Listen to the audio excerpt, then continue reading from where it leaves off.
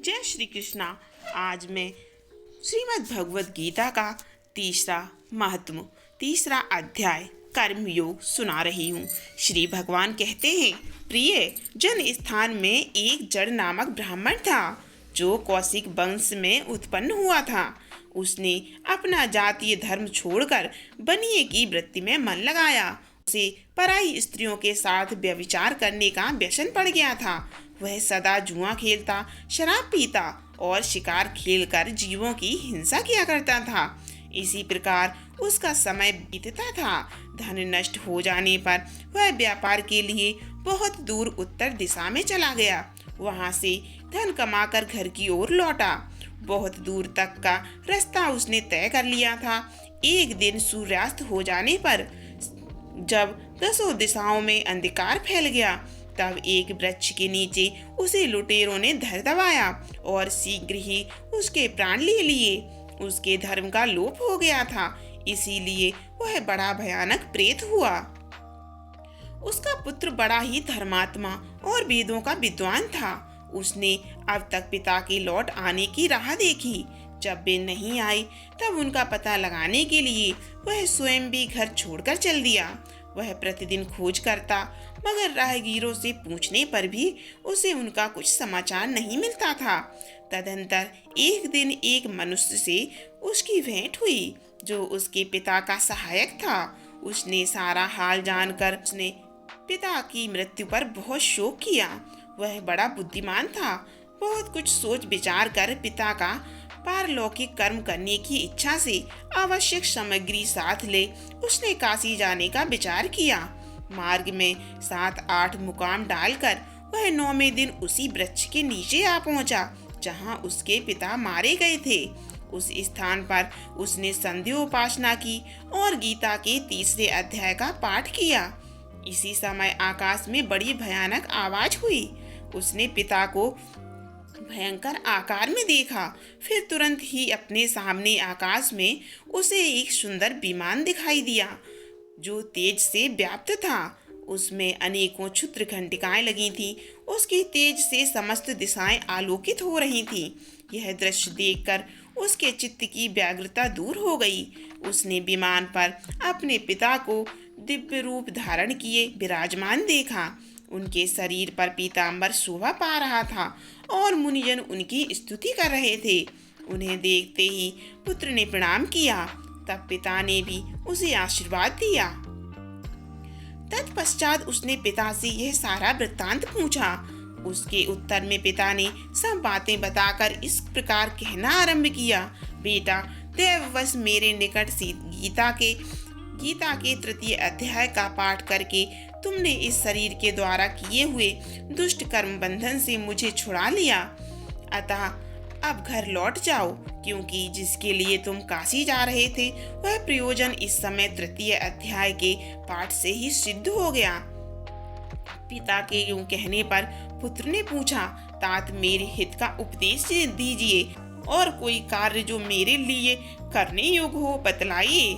तुम यही कार्य फिर करना। मैंने जो कर्म किए हैं वही मेरे भाई ने भी किए हैं। इससे वे घोर नरक में पड़े हैं। उनका भी तुम्हें उद्धार करना चाहिए और मेरे कुल के और भी जितने लोग नरक में पड़े हैं और सबका भी उद्धार तुम्हारे द्वारा हो जाना चाहिए। यही मेरा मनोरथ है। बेटा, जिस साधन के द्वारा तुमने मुझे संकट से छुड़ाया है उसी का अनुष्ठान औरों के लिए भी करना उचित है। उसका अनुष्ठान करके उससे होने वाले पुण्य उन नारकी जीवों को संकल्प करके दे दो। इससे वे समस्त पूर्वज मेरी ही तरह यातना से मुक्त हों। स्वल्प काल में ही श्री विष्णु के परम पद को प्राप्त हो जाएंगे।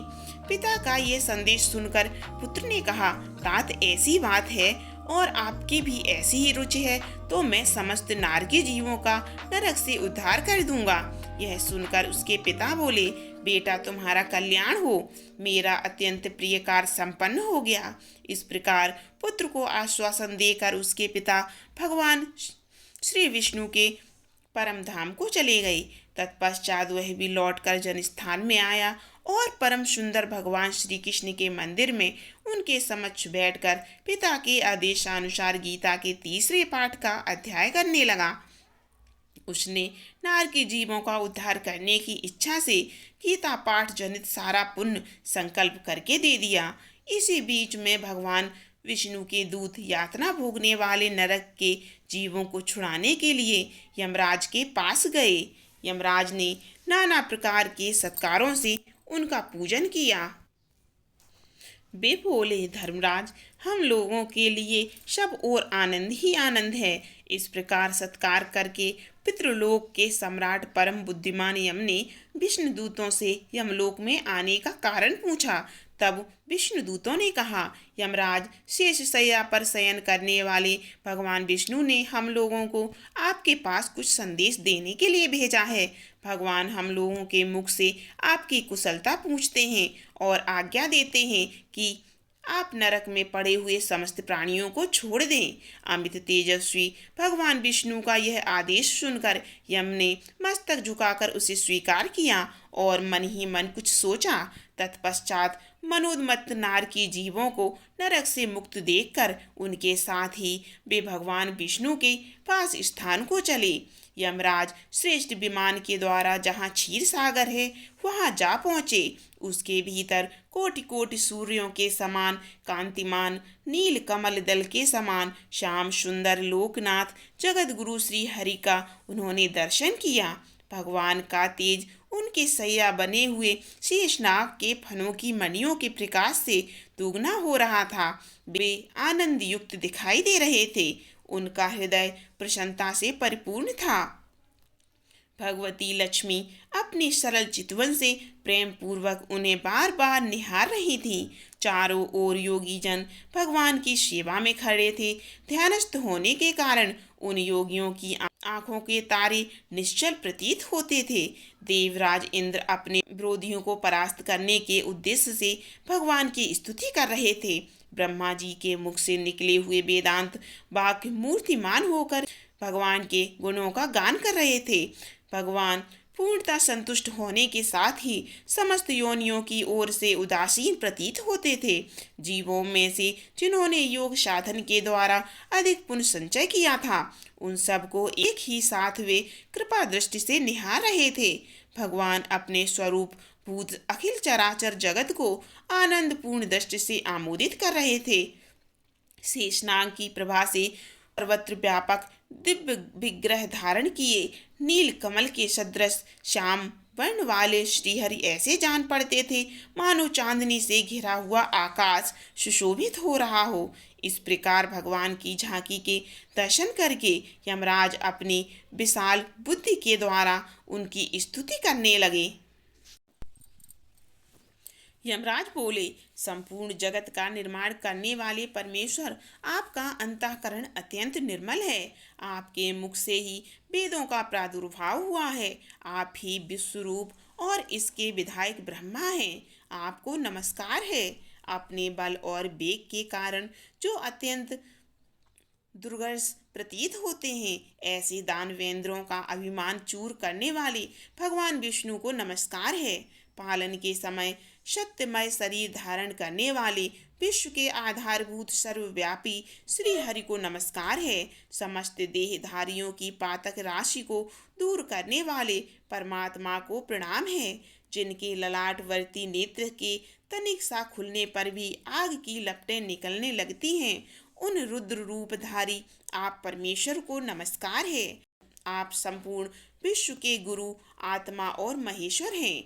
अतः समस्त वैश्यजनों को संकट से मुक्त करके उन पर अनुग्रह करते हैं। आप माया से विस्तार को प्राप्त हुए अखिल विश्व में व्याप्त होकर भी कभी माया अथवा उससे उत्पन्न होने वाले गुणों से मोहित नहीं होते। माया तथा माया जनित गुणों के बीच में स्थित होने पर भी आप पर उनमें से किसी का प्रभाव नहीं पड़ता। आपकी महिमा का अंत नहीं है, क्योंकि आप असीम हैं। फिर आप वाणी के विषय कैसे हो सकते हैं? अतः मेरा मौन रहना ही उचित है। इस प्रकार स्तुति करके यमराज ने हाथ जोड़कर कहा, जगत गुरु, आपके आदेश से इन जीवों को गुण रहित होने पर भी मैंने छोड़ दिया। अब मेरे योग्य जो कार्य हैं उसे बतलाइए।